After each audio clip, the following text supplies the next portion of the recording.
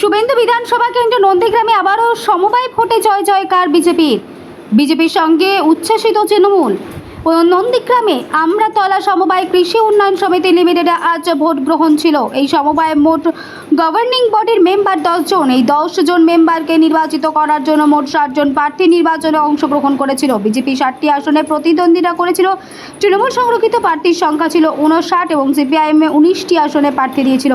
সকাল থেকেই টানটান উত্তেজনার মধ্যে দিয়েই চলছিল নির্বাচন। ফলাফল শেষে দেখা যায় বিজেপি মোট 42টি আসন পেয়েছে, তৃণমূল পেয়েছে 18টি আসন। এখানে একদিকে থেকে বিজেপি জয়লাভ করেছে, অপরদিকে তৃণমূল কংগ্রেস আরও 18টি আসন পেয়ে জয়ের আনন্দে সবুজ আবির খেলেছে।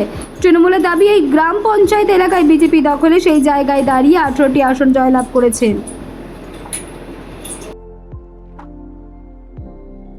কৃষি উন্নয়ন সমবায় সমিতি নির্বাচনে এখানে 60টা সিট ছিল, তার মধ্যে আমরা 42টায় জয়লাভ করেছি, আর পাকিস্তানরা জয়লাভ করেছে মাত্র 18টা সিটে। এটা প্রত্যাশিত ছিল, কারণ আমরা ওই জোনটাকে বাদ দিয়েই আমরা নির্বাচনে লড়াই করেছিলাম, কারণ পাকিস্তানিরা আমাদের দেবে না। ডেলিগেট 10টার মধ্যে আমরা 9টাই পেয়েছি, এটা প্রত্যাশিত। শুধু এখানে প্রত্যাশিত নয়, নরেন্দ্র মোদীজি অপারেশন সিঁদুর যে স্কিম এনেছে তার ভিত্তিতে গোটা ভারতবর্ষের হিন্দুরা এক জায়গায় হয়েছে। আমি বলবো এখানটায় যারা যে সমস্ত তৃণমূল পরিবার, হিন্দু পরিবার, তারা কিন্তু ভারতীয় জনতা পার্টিকে ভোট দিয়েছে। এই জায়গায় আমাদের বড় জয়, এবং এই জয়কে ধরে রেখে কিন্তু আমরা 26-এর বিধানসভা এবং আগামী দিনে ভারতবর্ষ জুড়ে যাতে হিন্দুত্বের আধিপত্য বিস্তার থাকে, সেখানটায় পাকিস্তানি উগ্রবাদ যাতে না থাকে, সে চেষ্টা আমরা চালাবো।